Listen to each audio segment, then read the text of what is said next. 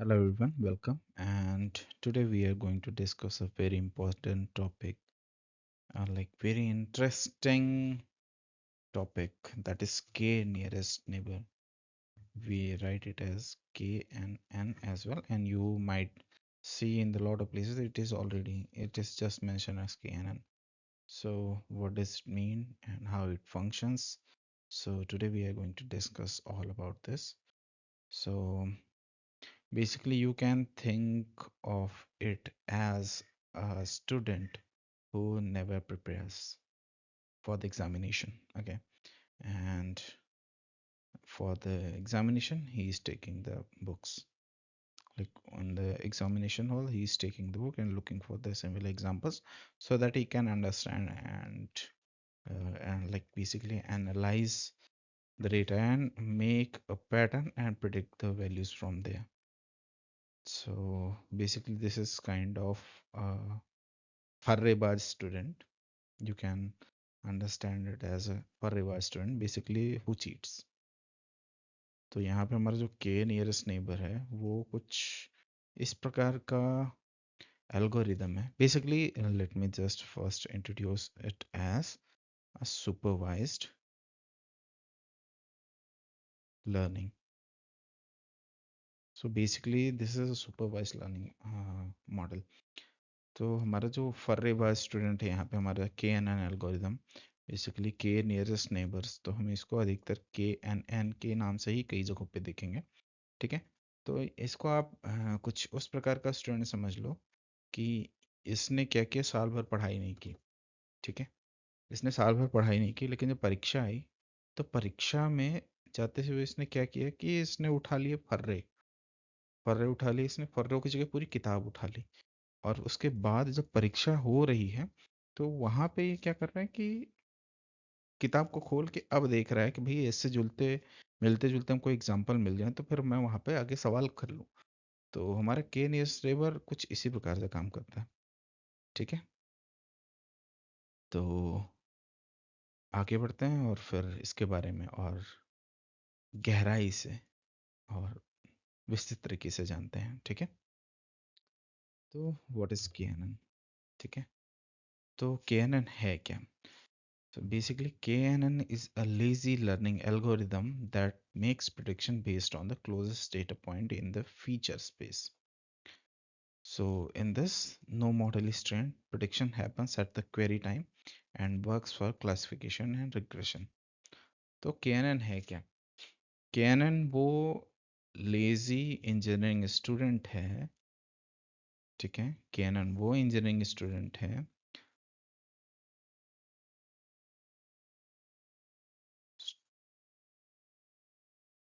वो lazy engineering student है जो ना पढ़ाई नहीं करता, साल भर इधर उधर करेगा, पूरे सेमेस्टर इधर उधर कर रहा है. फिर उसके बाद जब उसका एग्ज़ाम आया ना,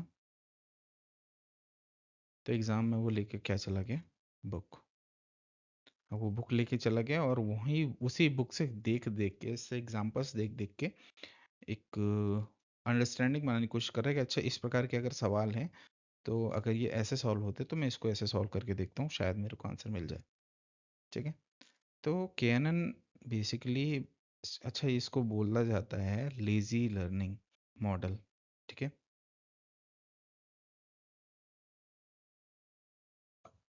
सो lazy learning model, lazy learning algorithm, ऐसा क्यों बोला जाता है, why it is called as a lazy learning algorithm. So basically it is called as a lazy learning algorithm just because it basically it never prepares for anything.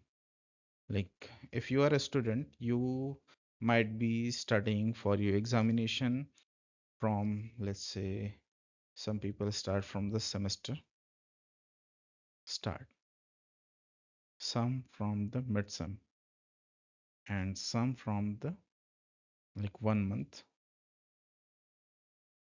when 1 month is only left for the examination they start preparing for that, and some just 2 nights before,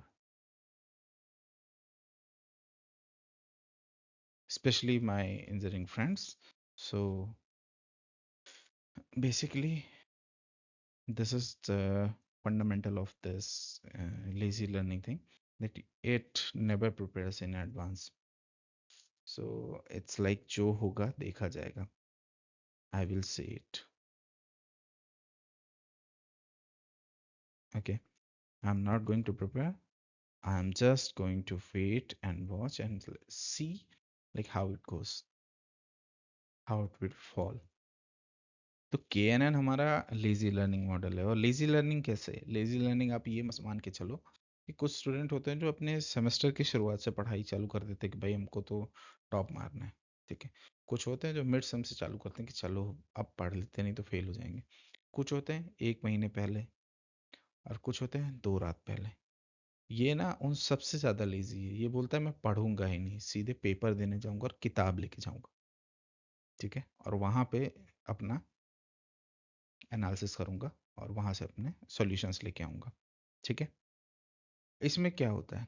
no model training. तो इसका कोई model training का कुछ होता ही नहीं है. मतलब हमारा जो रिसोर्स है मॉडल ट्रेनिंग में वो कभी होता ही नहीं है, कंजम्पशन होता ही नहीं है. ठीक है. तो यहाँ पे no resource consumption for model training.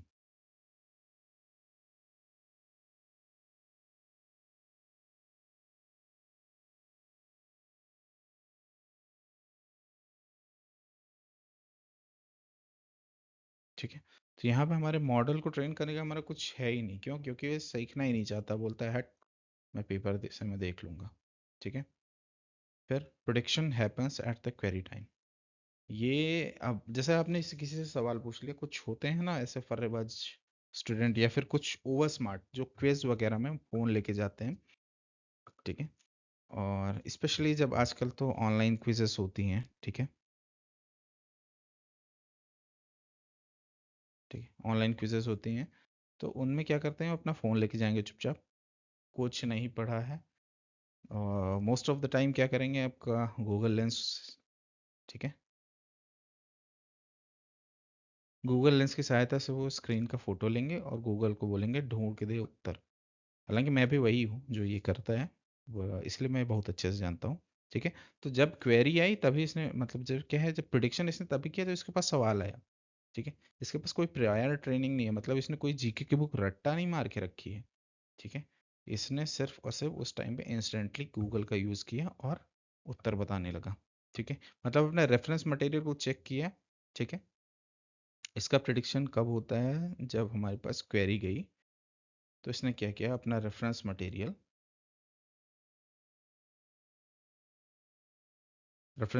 लिया और रेफरेंस मटेरियल से तब देखा, और वहाँ पे ये इसने ना एक पैटर्न बनाने की कोशिश की कि भाई इससे मिलता जुलता है तो इसका प्रेडिक्शन अगर ऐसे हुआ है तो इसका भी ऐसे हो सकता है. तो बेसिकली इसमें क्या है, हम जो भी इसको डेटा देते हैं ना, ट्रेनिंग, जैसे हमारा ये बेसिकली हमारा क्या है, ये सुपरवाइज लर्निंग है. ठीक है. सुपरवाइज लर्निंग मॉडल है हमारा. अब सुपरवाइज लर्निंग मॉडल है तो आप ये समझो कि सुपरवाइज लर्निंग मॉडल जो है, कई हमारे मॉडल हैं जिनके बारे में आपने जाना होगा, तो वो बहुत पहले से, मतलब वो बहुत सारे पैरामीटर्स पर पहले अपने आप को ट्रेन करते हैं, पहले तैयारी करते हैं. ये बोलता है हम तैयारी नहीं करेंगे, हमको दे दो सारा मसाला, पेपर के टाइम पे हम मसाला से देख के लिख देंगे. ठीक है. ये वही है. और इसकी खासियत ये है कि ये ना क्लासिफिकेशन और रिग्रेशन दोनों के लिए चलता है. ठीक है. मतलब न्यूमेरिकल और नॉन न्यूमेरिकल डेटा दोनों का प्रिडिक्शन ही कर सकता है, बहुत इजीली कर सकता है. ठीक है. वाई क्या है KNN मैटर्स? तो KNN ज़रूरी क्यों है? KNN ज़रूरी क्यों है? तो आप ये सोचोगे KNN ज़रूरी सिर्फ इसलिए है कि it is simple and intuitive, no training is required, handles mix data patterns, good baseline for many problems, and helps build intuition for distance based learning. तो ये करता क्या है, हमारे लिए क्यों ज़रूरी है? क्यों? क्योंकि बड़ा सरल है, आसान है, इसको हमको ट्रेन नहीं करना पड़ता. ठीक है.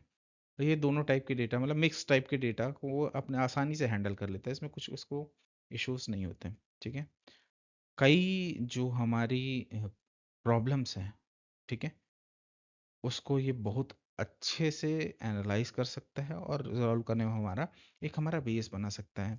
और क्या करता है, हमारा इंट्यूशन बिल्ड करने में हेल्प करता है डिस्टेंस बेस्ड लर्निंग.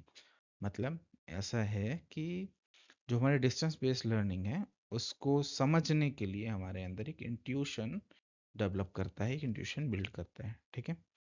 अब इसका क्या है, इसके अंदर कुछ भी ट्रेनिंग नहीं होती, जैसा आप यहाँ पे देख पा रहे हो, इसका कोई ट्रेनिंग फेज नहीं होता। ये भैया सीधा आया और इसने किताब खोली, देखना चालू किया कि हाँ हाँ, मतलब a is equal to 2, B is equal to 3, तो a plus B is equal to 2 plus 3 is equal to 5, ठीक है। तो इसने एक एग्जाम्पल ऐसा देखा, इसने ऐसा एक एग्जाम्पल देखा अपनी ट्रेनिंग बुक में, ठीक है। अब इसने ट्रेनिंग बुक में ऐसा एग्जाम्पल देखा, अब इसने यहाँ से पैटर्न समझ लिया कि इसको इस तरीके से सॉल्व किया जाता है। तो फिर उसके बाद अगर a इज इक्वल टू 7 और b इज इक्वल टू आप इसको 3 दोगे, तो ये उसी पैटर्न से उसको सॉल्व करने की कोशिश करेगा और यहाँ पे 10 ला के रखेगा, ठीक है। तो इसने पहले अपने आप को कुछ ट्रेन नहीं किया, भैया देखा वहाँ पे एग्जाम्पल में ये सवाल दिया हुआ है तो इस तरीके से सॉल्व किया, तो हम भी इसी तरीके से करेंगे। स्टेप स्टेप में हमको सिर्फ वैल्यूज चेंज कर देनी है, उसका सीधा सा ये मानना है कि हम वैल्यू चेंज करके अपना सोल्यूशन ले आ लेंगे। अब इसके पीछे का कोर आइडिया क्या है, ठीक है। तो इसके पीछे का कोर आइडिया है to classify a new point, compute distance to all other points, ठीक है। मतलब कोई एक, जैसे मैं एक मान चलता हूँ, एक ही हमारा सेंटर पॉइंट है, ठीक है। हमने कुछ ऐसे ड्रॉ कर दिया, ठीक है, हमारा ये पॉइंट है, ठीक है।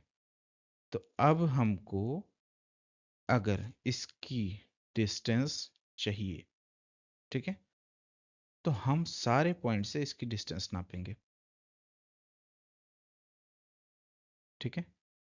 उसके बाद पिक द के क्लोजेस्ट, ठीक है, सबसे क्लोजेस्ट जो के है उसको हम क्या करेंगे, चुन लेंगे। और यहाँ पे फिर जो मेजॉरिटी वोट होगा वो क्या हो जाएगा, हमारा क्लासिफिकेशन, ठीक है। और रिग्रेशन के लिए एवरेज ऑफ के नेबर्स, तो हमारे जो के नेबर्स हैं उनका एवरेज क्या हो जाएगा, यहाँ पे रिग्रेशन के लिए यूज हो जाएगा न्यूमेरिकल वैल्यू। और जो हमारा मेजॉरिटी वोट यहाँ पे आएगा वो हो जाएगा हमारा क्लासिफिकेशन के लिए यूज, ठीक है।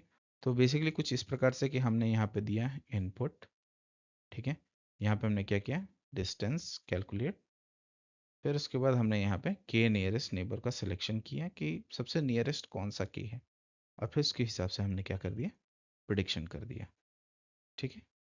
तो इसका पीछे का मतलब कोर आइडिया बहुत ही ज़्यादा सिंपल है, ऐसा कुछ रॉकेट साइंस नहीं है, बट इतना सरल होते भी ये बहुत ज़्यादा इफेक्टिव है। अब यहाँ पे दो डिस्टेंस मैट्रिसेस हैं, ठीक है। KNN depends on how we measure distance. So the first one is Euclidean distance, second one is Manhattan distance, third one is Minkowski distance, and fourth one is cosine similarity for text and vector embedding. तो यहाँ पे Euclidean और Manhattan, हम अगर इनकी बात करते हैं, ठीक है। यूक्लिडियन हमारा मेथड क्या है, जैसे हमको एक हमारा किसकी बात करूँ मैं बात करता हूँ एक चिड़िया की, ठीक है। यहाँ पे एक बर्ड की बात करता हूँ मैं, ठीक है। तो उसके लिए पॉइंट ए और पॉइंट बी, तो ये बर्ड यहाँ से यहाँ ट्रैवल कर रही है, ये हो गई हमारी डायरेक्टली ट्रैवल कर रही है, ये हो गई हमारी यूक्लिडियन यूक्लिडियन डिस्टेंस, ठीक है। मैनहट्टन डिस्टेंस क्या है कि मान के चलो कि ये आपका शहर हो गया, ठीक है, ये शहर है आपका, ये शहर है, यहाँ पे मल्टीपल बिल्डिंग्स हैं। अब यहाँ पे इसका एंट्रेंस जो है इस बिल्डिंग का इस जगह पे है, ठीक है। और ये वन वे है, मैं सिर्फ और सिर्फ अजम्पशन के लिए बोल रहा हूँ कि ये वन वे है, ठीक है। तो अब क्या होगा, गाड़ी को अगर जाना है उस एंट्रेंस के पास, तो पूरा का पूरा ये जो डिस्टेंस है ये ट्रेवल करके जाना पड़ेगा, ठीक है ना। तो बेसिकली ये ग्रिड पैटर्न फॉलो करके जा रहा है, ठीक है। मतलब हमारा जो यहाँ पे अगर हम इसको रेप्लिकेट करें, यहाँ पे एक और ऐसा है, ऐसा कुछ और है, ऐसे कुछ और बिल्डिंग्स हैं, ठीक है, मल्टीपल बिल्डिंग्स हैं। तो उसको इस पॉइंट से इस पॉइंट तक जाने के लिए या तो ये रास्ता चुनना पड़ेगा या तो ये रास्ता चुनना पड़ेगा, ठीक है। वो डायरेक्टली यहाँ से जंप नहीं कर सकता जैसे चिड़िया उड़ के सीधा चली जा रही थी। उसको एक प्री डिफाइंड पाथ है, उसी को फॉलो करना पड़ेगा। ठीक है, तो हमारा के एन एन इसी पे डिपेंड करता है कि हम डिस्टेंस जो है वो मेज़र कर किस प्रकार से रहे हैं। यूक्लिडियन मेथड से कर रहे हैं, डायरेक्टली मैनहट्टन से कर रहे हैं, तो एक हमारा जो प्री डिफाइंड पाथ है उसी से। अब चूजिंग द राइट की, तो भैया ये सबसे अधिक ज़रूरी है कि हम सही केक को ही चुनें। क्यों? क्योंकि अगर when we choose the K which is too small, then the noisy predictions are going to be prevalent here. So you are going to get a lot of noisy predictions. और अगर k हमारा बहुत बड़ा है, like let's say we are having a k which is too large, we are going to see the over smoothing here. Okay, common choices, basically यहाँ पे हम ना अपने जो k है उसको हम हमेशा ऑड नंबर्स में लेके चलते हैं, 3, 5, 7। ठीक है, क्यों? क्योंकि हमको बैलेंस और बायस फ्री, ठीक है, हमको अपना एक बैलेंस्ड बायस और एक वेरिएंस चाहिए। ठीक है, तो यहाँ पे हम बेसिकली क्या कर रहे हैं, when we are having K which is too small, we are going to have like let's say we are having some K which is around somewhere, cannot say, let's say we are saying we are having k here, there are chances that we might get something which is too what, which is too noisy. Why? Because accuracy is, you can see in this graph, the accuracy is very bad. When increasing number of k, we are having different type of accuracies here, like with different points where we are having accuracy. So here accuracy is not good, it is not good, not good, not good, not good, not good. But it is not perfect, but it is like closest to the,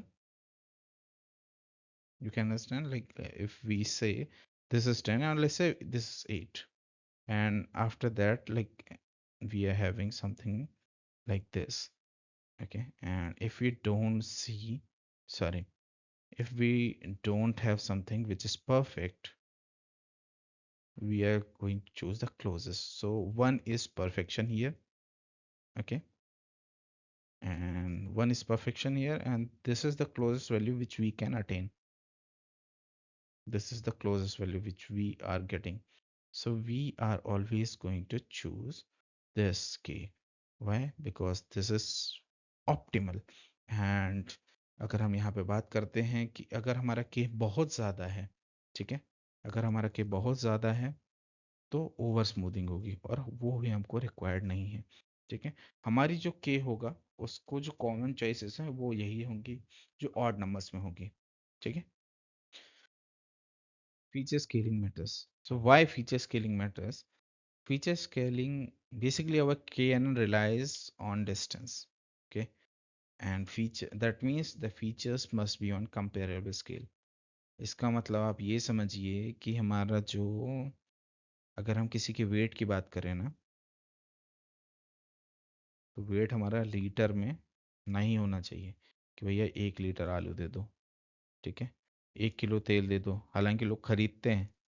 ठीक है, मतलब थोड़े से smaller time में आप चले जाएं, आप कुछ ऐसे टाउन्स में चले जाएं जो कि let's say we are having on tier 3 cities, और हम कहीं किसी गांव में हैं, वो 1 किलो आलू भी मांग ले, 1 किलो आलू मांगते हैं, 1 किलो तेल भी मांगते हैं।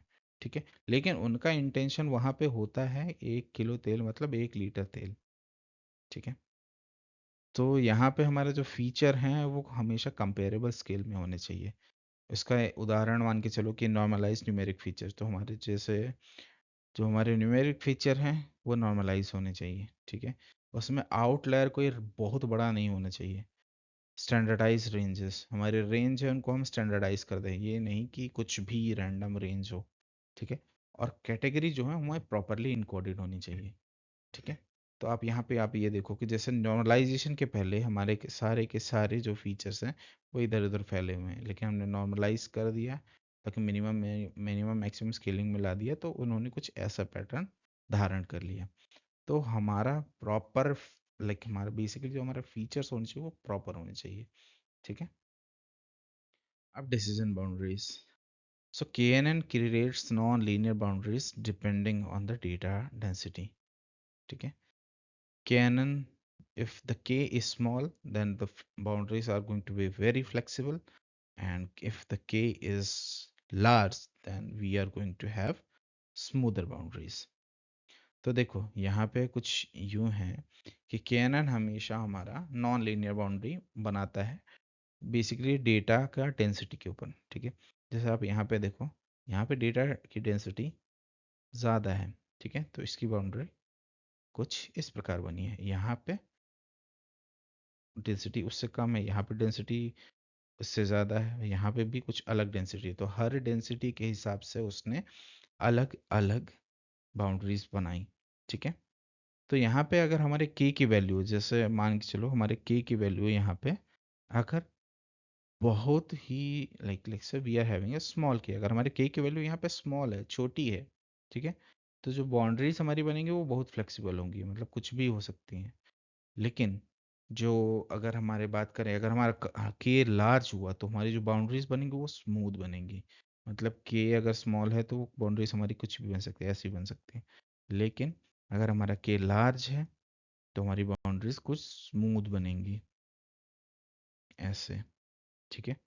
एक पर्टिकुलर कर्व फॉलो करेंगी। अब व्हेन कैनन फिर, तो हमारा केएनएन सबसे अच्छे से कब काम करता है। ठीक है।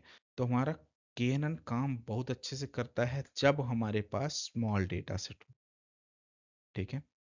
स्मॉल डेटा सेट हो, when we are having small data set, low dimensional data, clearly clustered classes and interpretability is needed।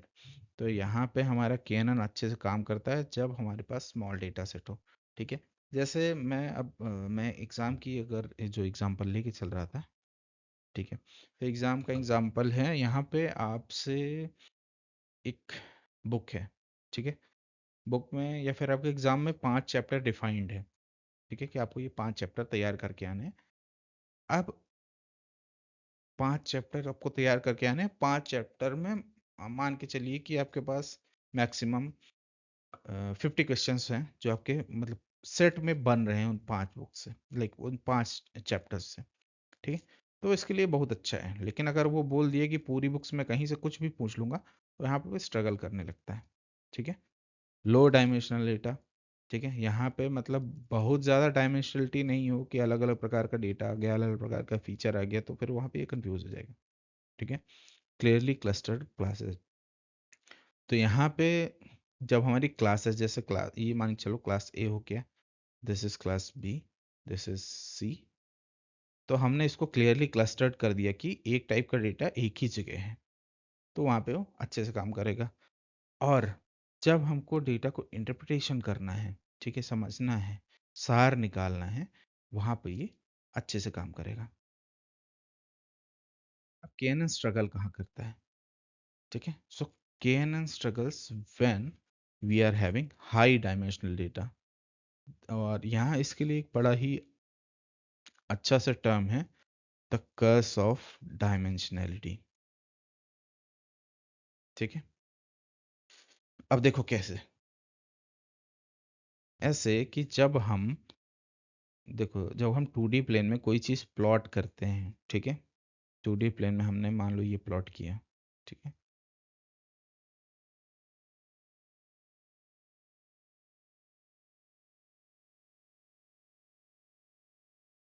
ठीक है। हमने ये कुछ प्लॉट किया। ठीक है। हमने ये प्लॉट किया तो हम इजीली अभी, क्योंकि हम सिंगल डायमेंशनल डेटा ले रहे हैं। ठीक है। तो यहाँ पे हम सिंगल ले रहे हैं, फिर यहाँ पे 2D की बात कर रहे हैं, 2 डायमेंशन पे डेटा लेके चल रहे हैं। ठीक है।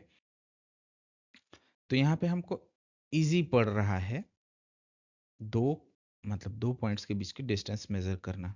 ठीक है। और हम बहुत अच्छे से प्रिडिक्ट कर पा रहे हैं। लेकिन अगर हम यहीं पे मल्टीपल डायमेंशन ऐड करें, ठीक है, बहुत सारे डेटा दे और मल्टीपल डायमेंशन, मतलब यहाँ पे फिर 2 डायमेंशन नहीं रह गए, यहाँ पे बहुत सारे डायमेंशन आ गए।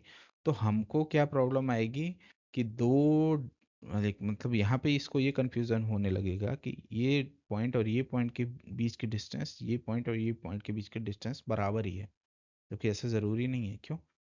क्योंकि अगर हम, हाँ, अगर हम बात करते हैं कुछ इस प्रकार से, ठीक है,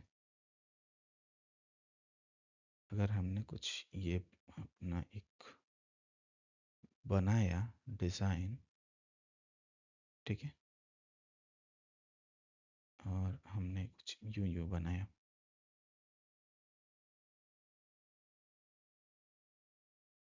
ठीक है।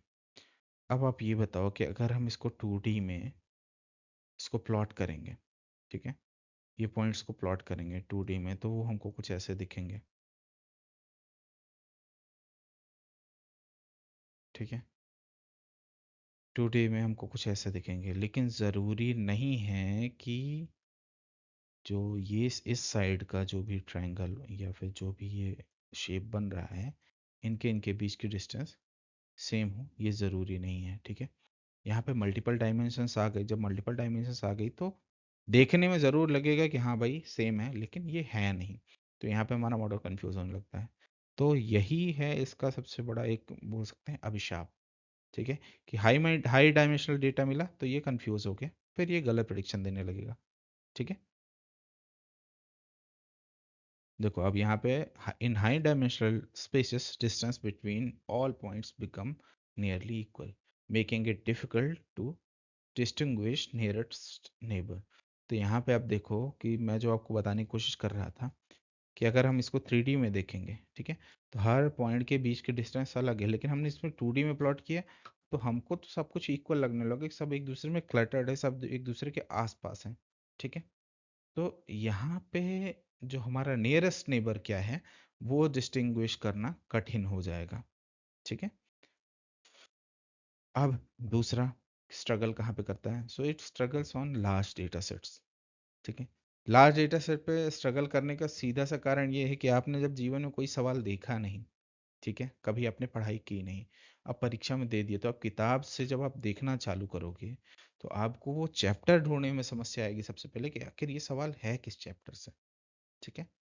तो यहाँ पे ये स्लो हो जाता है, जब लार्ज डेटा सेट होता है तो ये प्रिडिक्शन टाइम इसका बहुत स्लो हो जाता है, ठीक है। इररेलेवेंट फीचर, भैया बिना मतलब के सवाल आ गए, ठीक है। मतलब अब ऐसा मान के चलो कि रीजनिंग के सवाल हैं, कि मैं एक सवाल आपसे ही पूछता हूँ, ठीक है, कि अगर एक फादर है, ठीक है, एक फादर है, उसके उसका जो हाउस नंबर है, ठीक है, उसका जो हाउस नंबर है वो उसकी 3 बेटियों के एज का सम है, और उनकी बेटियों, लेट्स से हमारे पास एक फादर है, ठीक है, उसके पास 3 डॉटर्स हैं, ठीक है, 3 डॉटर्स हैं, 3 डॉटर्स हैं, और उनकी जो एज है उनका प्रोडक्ट क्या है? 72 है, ठीक है, उनका प्रोडक्ट 72 है। अब उसके उसके फादर का जो हाउस नंबर है वो क्या है? इन 3 डॉटर की एज का सम है, ठीक है। और उसकी सबसे बड़ी बेटी, ठीक है, उसकी सबसे बड़ी बेटी, उसको आइसक्रीम पसंद है, ठीक है। तो यहाँ पे इररेलेवेंट फीचर हो गया आइसक्रीम पसंद है उसको, ठीक है। क्योंकि इन चीज़ों से तो आप प्रिडिक्शन कर सकते हो कि हाँ डेफिनेटली उसकी वैल्यू, मतलब इसकी मतलब उसकी बेटियों की एज की वैल्यू कुछ आ सकती है, ठीक है। इस सवाल से आप ये प्रिडिक्ट कर सकते हो, लेकिन आप यहाँ पे आइसक्रीम की जो बात करती वो रेलेवेंट है ही नहीं उसके लिए, उस सवाल में उसका कोई रेलेवेंसी ही नहीं है, ठीक है। तो इररेलेवेंट फीचर जहाँ पे होंगे वो स्ट्रगल करने लगेगा। और अगर डेटा हमारा पूरी तरह से इम्बैलेंस्ड है, ठीक है, मतलब हमारे क्लासेस ही कम्प्लीटली इम्बैलेंस्ड है, इम्बैलेंस क्लासेस तो हम प्रीवियसली भी डिस्कस कर चुके हैं। तो बस ये है कि अगर ये पूरी की पूरी क्लास, मतलब उसका जो डेटा है वो पूरी तरह से इम्बैलेंस्ड है, तो वहाँ पे उसका स्ट्रगल करना बनता है, ठीक है। अब यहाँ पे एक रियल वर्ल्ड एग्जांपल ले लेते हैं। So KNN is used in recommendation system okay, like find similar user product, anomaly detection, image similarity research and document retrieval via embedding। तो आप इसको कुछ इस प्रकार से समझो कि आपका नेटफ्लिक्स का रिकमेंडेशन, नेटफ्लिक्स का रिकमेंडेशन कैसे? अच्छा, अब नेटफ्लिक्स का एक रिकमेंडेशन ऐसे कि जैसे आप जब शुरू शुरू में आपने नया सब्सक्रिप्शन लिया, एकदम से नई आईडी बनाई, ठीक है, तो वो बड़े ही जेनरिक से, मतलब जो वर्ल्ड में जो कुछ चल रहा है या फिर आपकी जो कंट्री है उसमें जो चल रहा है वो रिकमेंड सबसे पहले करना शुरू करेगा। क्यों? क्योंकि उसके पास आपका कोई डेटा है ही नहीं, ठीक है, आपका डिजिटल फुटप्रिंट नहीं है। तो उसके पास जब पैटर्न है ही नहीं तो वो आपका जो डिजिटल, मतलब एक डेटा नेबर है। डेटा नेबर ऐसा कि जिसकी चॉइस आपके जैसी ही है, ठीक है, जो एक विशेष प्रकार की पिक्चरें ही पसंद करता है जो आपको पसंद आती हैं, ठीक है। तो ऐसा जब आपको कोई नेबर मिलेगा ही नहीं उसके पास तो वहाँ पर वो प्रिडिक्शन नहीं करेगा। लेकिन जब आप एक हफ्ते या 15 दिन, एक महीने जब आप देखते हो तो उसको क्या है, एक आपका डिजिटल फुटप्रिंट मिल डिजिटल फुटप्रिंट मिल गया, ठीक है। उसको जब आपका डिजिटल फुटप्रिंट मिल गया तो उसके बाद उसने एनालाइज किया कि आपको किस किस प्रकार की पिक्चरें अच्छी लगती हैं, ठीक है, किस प्रकार का सिनेमा आपको अच्छा लगता है। तो फिर वो क्या करेगा, सेम पैटर्न पे, मतलब जैसे उसने आपका एक पैटर्न बना लिया कि आपको इस प्रकार का सनीमा अच्छा लगता है, ठीक है। आपको इस प्रकार का सनीमा जब अच्छा लगता है तो वो कोशिश करे, वो देखेगा कि इस प्रकार के सनीमा पसंद करने वाले लोगों ने और क्या देखा है, ठीक है। क्योंकि आपकी जैसी पसंद है वैसी किसी और की भी हो सकती है, तो वो आपका क्या हो गया, आपका डिजिटल डेटा नेबर हो गया, ठीक है। तो उसने फिर वहां पे क्या किया कि आपके डिजिटल डेटा नेबर ने जो कुछ भी देखा है उसकी हिस्ट्री देखेगा, उसके पैटर्न देखेगा कि वो ये पसंद आता है, इसको इस प्रकार की पिक्चरें पसंद आ रही हैं तो शायद इसको भी आए। तो फिर वो रिकमेंड वैसा करना चालू कर देता है। ठीक उसी प्रकार से जैसे आप मान के चलो इंस्टाग्राम का एल्गोरिदम, ठीक है।